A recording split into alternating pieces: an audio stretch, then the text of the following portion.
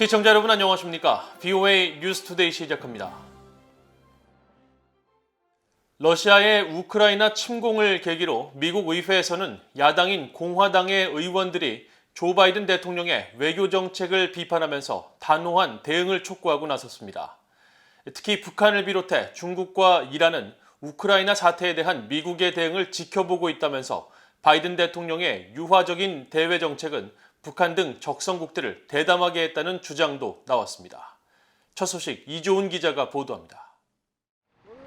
미국 야당인 공화당의 케빈 메카시 하원 대표와 스티브 스칼리스 하원 원내 총무 등 6명의 중진 의원들이 22일 우크라이나에 대한 러시아의 움직임을 침공으로 규정하며 발표한 공동성명입니다. 러시아의 우크라이나 침공은 비난받아야 한다면서도 조 바이든 대통령의 접근법을 강하게 비난했습니다.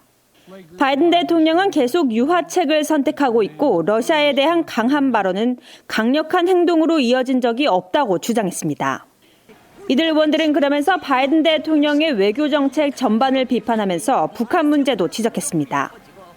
북한을 비롯해 중국과 이란은 우크라이나 사태에 대한 미국의 대응을 지켜보고 있다면서 미국은 러시아 공격에 단호하게 대응하는 모습을 보여줘야 한다고 밝혔습니다. 오는 11월 중간선거를 앞둔 상황에서 공화당 의원들은 바이든 대통령의 외교 정책을 비난하며 북한 문제를 포함시키고 있습니다. 공화당의 켄 칼버트 하원 의원은 22일 성명을 통해 미국의 강력한 대응과 리더십 부재는 우크라이나 사태를 넘어 영향을 미친다며 중국은 계속 타이완 영공을 침범하면서 중국 영토로 통합하는 데 전력을 다하고 있고 북한은 계속 미사일 시험을 강행하는 등 적국들은 이미 공격성을 높이고 있다고 지적했습니다.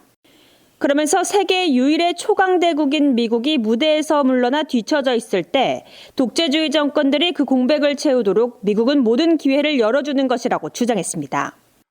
공화당의 밤 라타 하원 의원도 이날 성명을 통해 북한을 비롯해 중국, 이란과 같은 나라들은 미국을 비롯한 서방국이 우크라이나 사태에 어떻게 대응할지 지켜보고 있다며 유화책은 작동하지 않는다고 지적했습니다.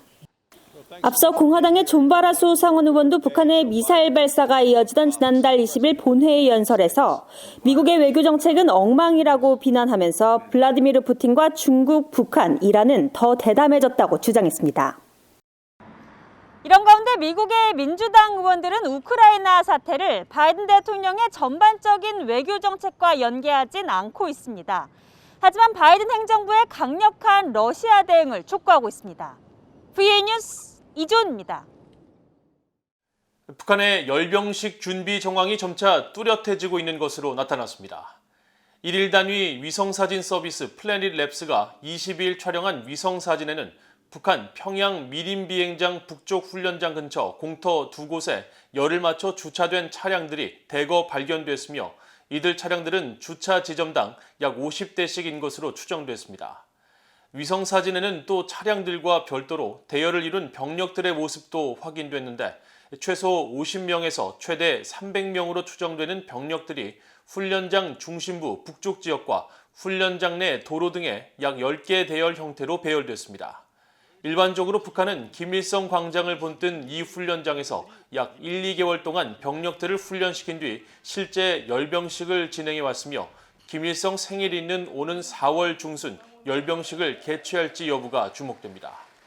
북한은 지난달 1월 14일 노동당 제8차 당대회 기념 열병식을 통해 신형 잠수함 발사 탄도미사일 SLBM으로 추정되는 북극성 5형과 북한판 이스칸데르 개량형으로 불리는 KN-23을 공개했었습니다. 북한이 강력히 반발했던 스텔스 전투기 F-35A 라이트닝2가 최근 미국 본토에서 일본 공군기지에 배치됐습니다. 미국 태평양 공군사령부는 23일 알래스카주 에일슨 공군기지 제354 전투비행단 소속 F-35A 라이트닝2가 지난 20일 일본 카데나 공군기지에 배치돼 통합 항공작전을 수행하고 있다고 밝혔습니다.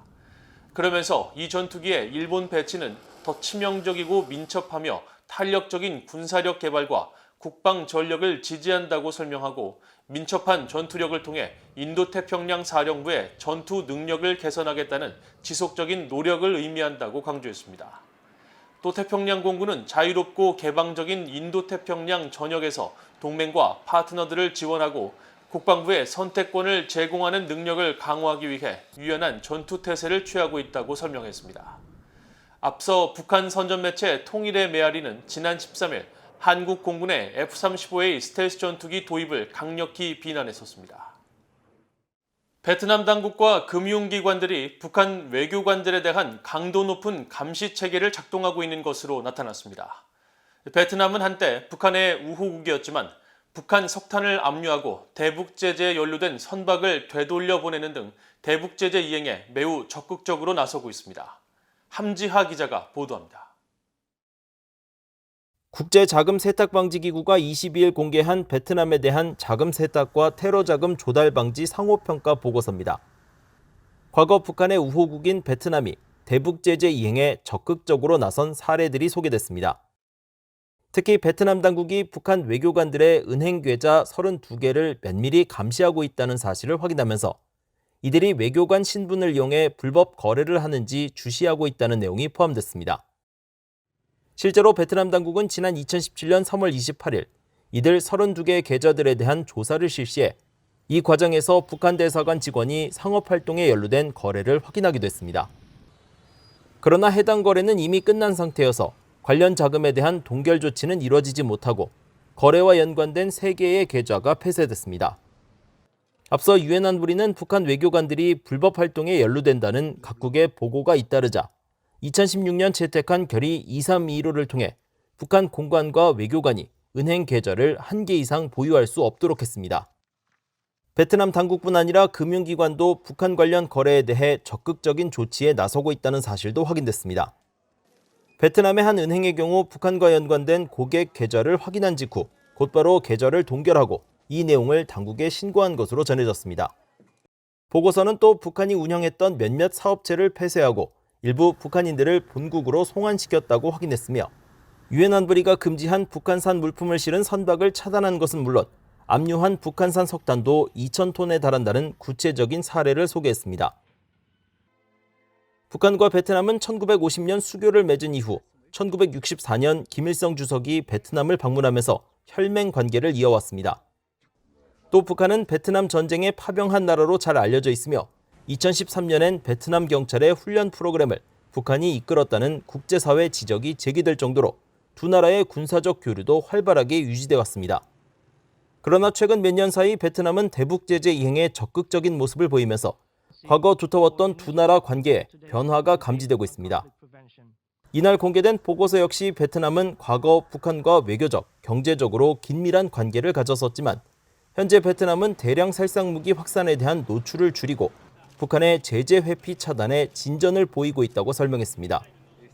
다만 이번 보고서는 베트남 당국이 대북 제재와 관련된 일부 사건에 대해 추가 조사를 진행하지 않는 등 제재 이행에 미흡한 모습도 확인됐다고 지적했습니다. BOA 뉴스 함지아입니다. 노르웨이 국방부가 북한 당국에 무기 개발 대신 주민들의 요구를 우선순위에 두고 유엔 안보리 결의에 따른 의무를 완전히 이행할 것을 촉구했습니다.